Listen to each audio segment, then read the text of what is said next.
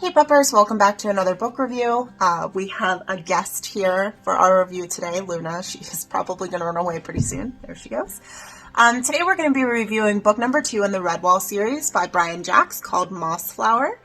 If you haven't seen my first book review for Redwall, go ahead and check it out. It's here on Pupcorn, just to kind of catch up on what that book is about and how I felt about the first one.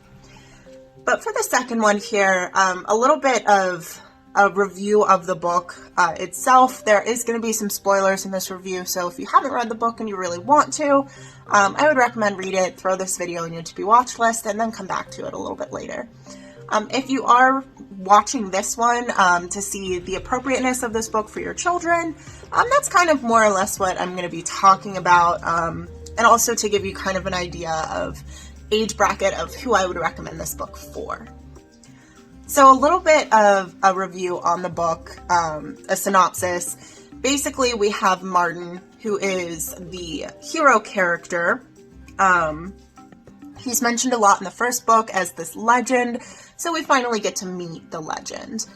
We have the villain, who's Sarmina. She is a wildcat, and she's really ruling with an iron fist.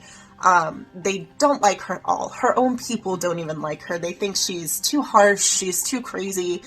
And she really does try to subjugate. The Woodlanders are really super peaceful, and Sarmina is just kind of taking over to the point where they have to protect themselves. She's threatening to kill them. She's not giving them any of their food. She's actually taking their crops from them, causing them to starve and really not be able to take care of themselves and their families. So when we start this book, Sarmina ends up killing her father, so we don't see any gruesome details or anything in that death. However, her brother Gingerveer does accuse her of killing him, and she throws him in the dungeon, and that's where he spends most of the story, is actually as a prisoner under the castle in the dungeons. While we're down in the dungeons, we actually meet Martin, where he gets thrown in the dungeons with his cellmate.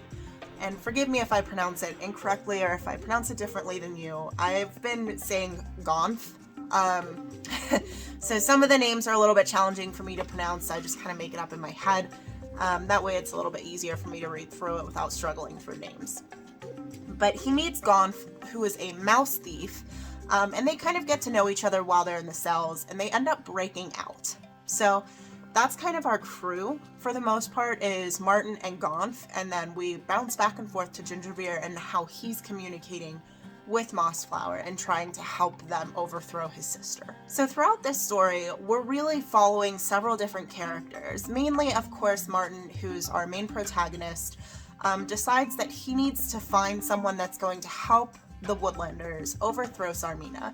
So he travels to this mountain of dragons called Salamanderstron. Again, if you pronounce it differently, that's quite okay. That's just how I read it in my head. And they're trying to find Boar the Fighter.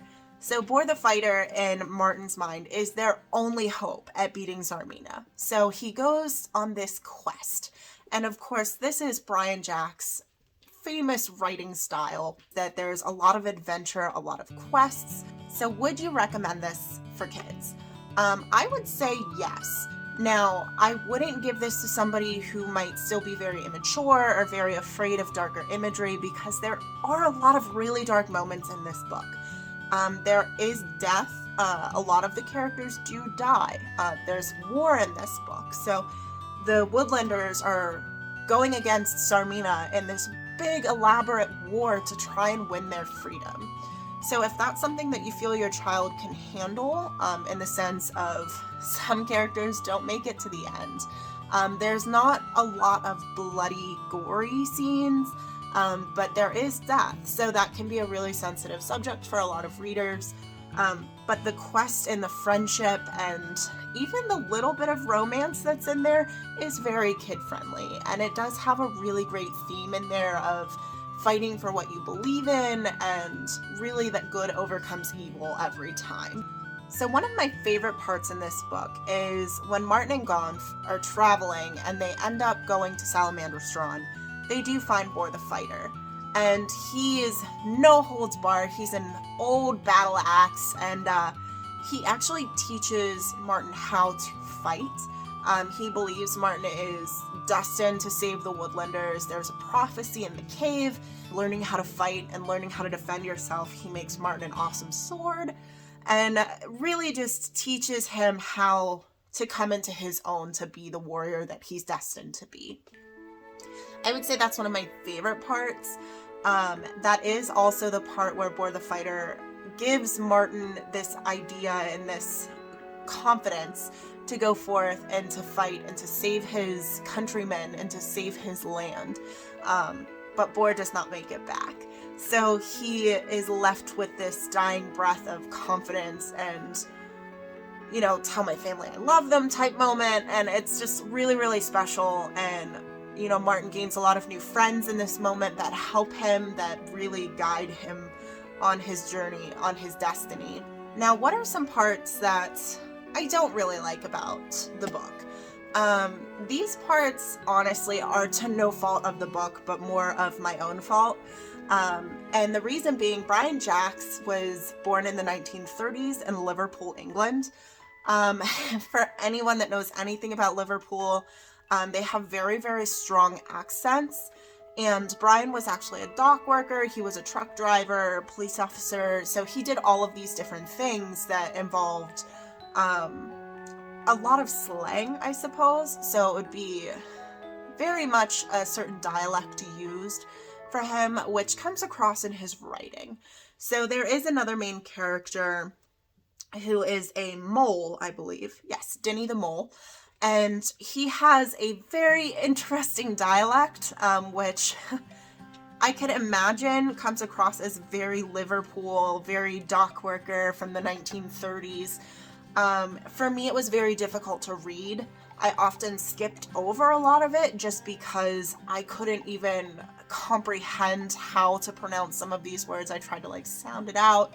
And it was very, very difficult for me. So I did get some of what he was saying, which in a way helps the book as much as, in my opinion, it could hurt the book.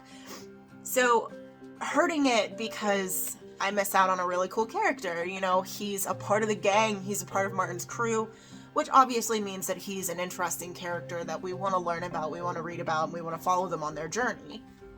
However, it does also help because a lot of the other characters cannot understand him either. So it does work both ways. I think it's really important to know that Brian was from that area in that time period. Just to give you an idea, if you do pick up the book to read it, to expect kind of that Cockney accent in some of those characters and what they're saying. So no, you're not losing your mind.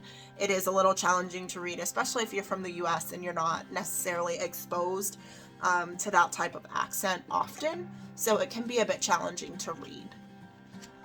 So who's my favorite character in this book? It's actually unexpected if you've read the book, but pretty expected if you know who I am. I really, really love Gingerveer. He is actually Zarmina's brother.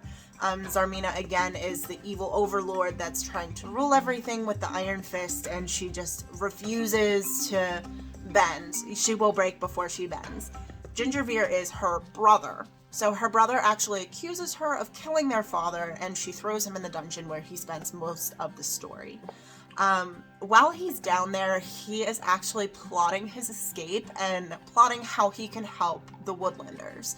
At one point in the story, there are two young hedgehogs, I believe they're hedgehogs, that get captured, and they are thrown in the dungeon as well. And he actually gets them into his cell by carving out the walls, and he hides them, leading Zarmina to believe that they did escape.